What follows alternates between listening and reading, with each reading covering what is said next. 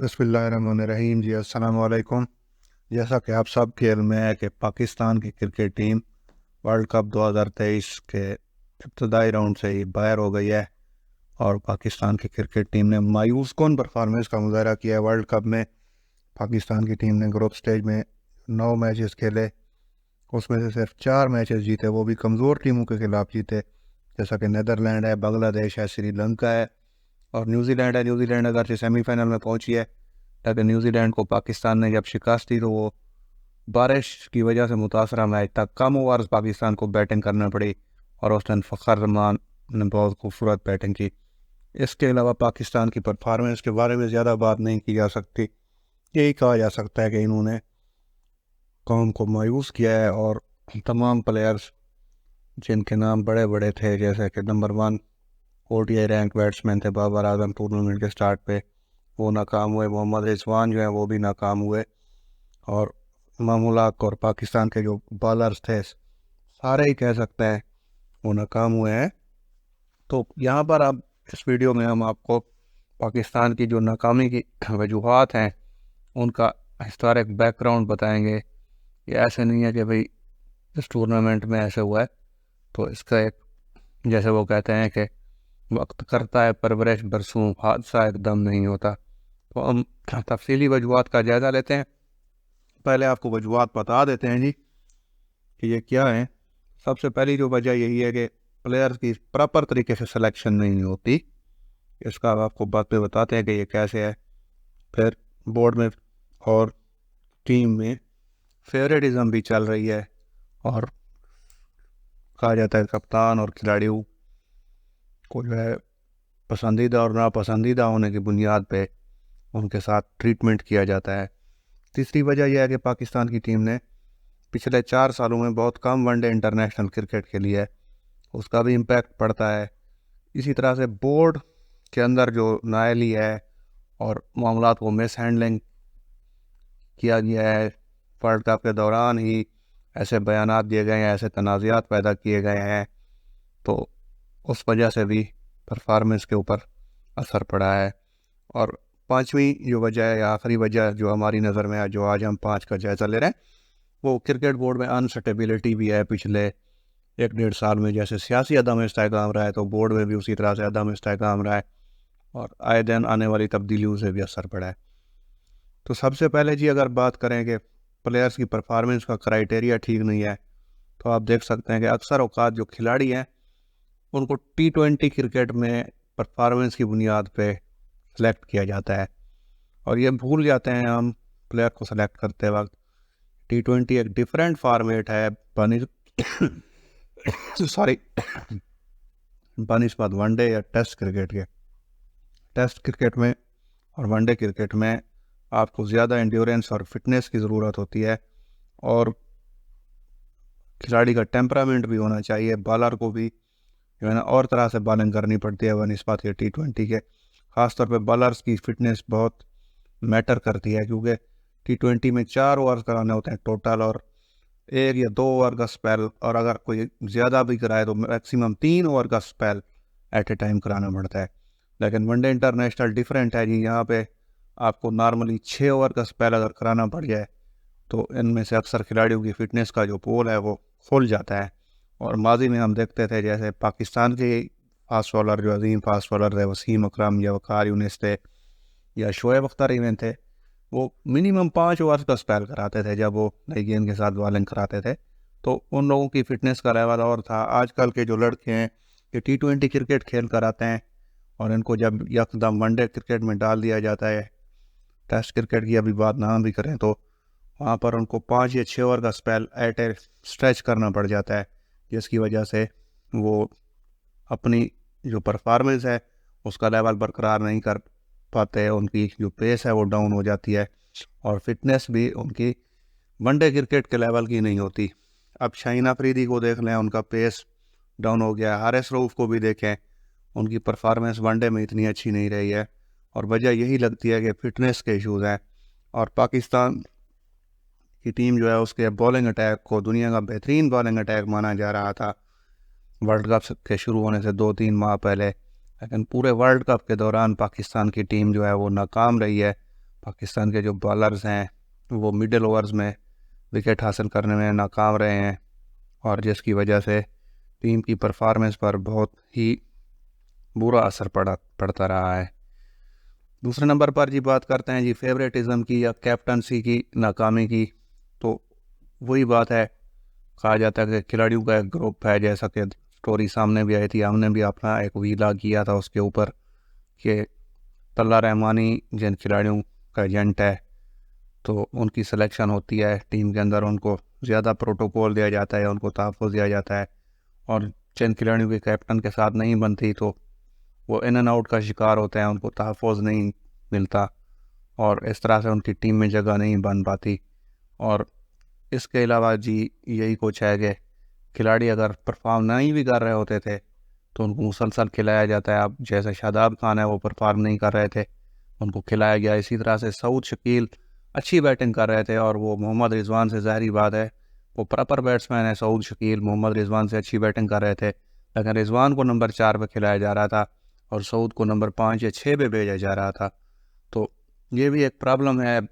وہ بابر اعظم کے اوپر کافی عرصے سے یہ الزام لگتا رہا ہے کہ وہ اپنے فیوریٹ پلیئرز کو ترجیح دیتے ہیں، اور جو کھلاڑی ان کو پسند نہیں ہے تو ان کو سائیڈ لائن لگایا ہوا ہے۔ آپ سرفراز احمد کی بات کریں تو محمد رضوان کے ساتھ کیونکہ بابر اعظم کی اچھی تعلق داری ہے، تو محمد رضوان کی وجہ سے ان کو بعض مواقع پر جہاں پہ ان کی جگہ بنتی تھی، ان کو چانس ملنا چاہیے تھا، نہیں ملا ہے۔ اسی طرح سے عماد وسیم کی جگہ بن سکتی تھی، لیکن محمد نواز کو پریفر کیا گیا ہے، اسامہ میر کو پریفر کیا گیا ہے، عماد وسیم کو ورلڈ کپ اسکواڈ میں شامل نہیں کیا گیا، یا ون ڈے کرکٹ کے لیے ان کو کنسیڈر نہیں کیا جاتا۔ تو یہ ایک ایشوز ہیں، اور اسی طرح سے پھر جب اس طرح ہوتا ہے تو پھر ٹیم کے اندر جو ہے وہ جیلن ہونے کا فیکٹر نہیں ہوتا، اور بعض کھلاڑی انسیکیور محسوس کرتے ہیں، اور بعض کھلاڑی کیونکہ ان کو پتہ ہوتا ہے کہ ہم پرفارم کریں نہ کریں ہمیں تو کھلایا جائے گا، تو وہ انڈر پرفارم کرتے ہیں، اور وہ چاہے اچھی فارم میں نہ بھی ہوں تو وہ فوکس نہیں کرتے اپنی فٹنس کے اوپر یا اپنی پرفارمنس کے اوپر، اور اس کا امپیکٹ اوور آل ٹیم کے ریزلٹس کے اوپر پڑتا ہے۔ اور آپ نے دیکھ لیا ہے کہ ورلڈ کپ کے اندر جو ہے پاکستان کی ٹیم کی پرفارمنس کے اوپر کافی اس کا اثر پڑا ہے۔ تو یہ فیکٹس ہیں، ان کو کوئی ڈینائی نہیں کر سکتا، اور جب ٹیم مینجمنٹ سے پوچھا جائے وہ یہی کہتے ہیں کہ یہی پاکستان کے بیسٹ اویلیبل گروپ ہے ٹیلنٹ کا، اس کو کھلایا جا رہا ہے، لیکن پھر بھی کچھ پلیئرز ایسے ہیں جن کو کھلایا جاتا، جیسے برار احمد کو کھلا سکتے تھے لیکن ان کو نہیں کھلایا گیا۔ اسی طرح سے عماد وسیم کو اگر کھلاتے شاید نتائج مختلف ہوتے ہی، تو ایک ہی بات ہے کہ 1 یا 2 میچز کا فرق پڑتا ہے۔ یہاں پر تو پاکستان کی ٹیم اگرچہ 2 میچز اور جیتی تو پہنچ سکتی تھی سیمی فائنل میں، لیکن پھر بھی وہی بات ہے جیسے جنوبی افریقہ کے خلاف میچ میں پاکستان کی ٹیم پورے اوور نہیں کھیل سکی، اگر پورے اوور کھیل جاتی اور 20-25 رنز اور ہوتے تو پاکستان کے لیے نتیجہ مختلف ہو سکتا تھا۔ افغانستان کے خلاف جو میچ ہے اس میں بھی پاکستان اگر اچھی بالنگ کرتا تو پاکستان کے لیے جو نتائج ہیں وہ مختلف ہو سکتے تھے۔ تو یہ ایک بہت بڑا فیکٹر ہے جو ٹیم کے اندر جو ہے فیوریٹزم یا پسندیدہ کھلاڑیوں کو پروموٹ کیا جاتا ہے، اور جن کھلاڑیوں کو پسند نہ کیا جائے ان کے لیے پھر ٹیم میں جگہ بنانا مشکل ہو جاتا ہے۔ اس کے بعد جی اگلا جو پوائنٹ ہے وہ یہ ہے کہ پاکستان نے ون ڈے کرکٹ کو بہت کم فوکس کیا ہے۔ یہ پھر پہلے پوائنٹ کے ساتھ کوئنسائڈ کر رہا ہے، جیسے ہم نے آپ کو پہلے بھی بتایا کہ ہمارا مین فوکس T20 یا PSL ہے، اور اس کی بنیاد کے اوپر T20I یا PSL میں جو کھلاڑی پرفارمنس دکھاتا ہے اس کو ہم ٹیسٹ اور ون ڈے ٹیم میں بھی کھلا دیتے ہیں، حالانکہ ٹیسٹ اور ون ڈے ڈیفرنٹ فارمیٹس ہیں۔ تو پاکستان کی پریورٹی جو ہے وہ ون ڈے کرکٹ یا ٹیسٹ کرکٹ نہیں ہے، اور پاکستان بہت کم ون ڈے، خاص طور پہ ون ڈے کرکٹ کی بات کریں، بہت کم ون ڈے کرکٹ پاکستان کھیل رہا ہے۔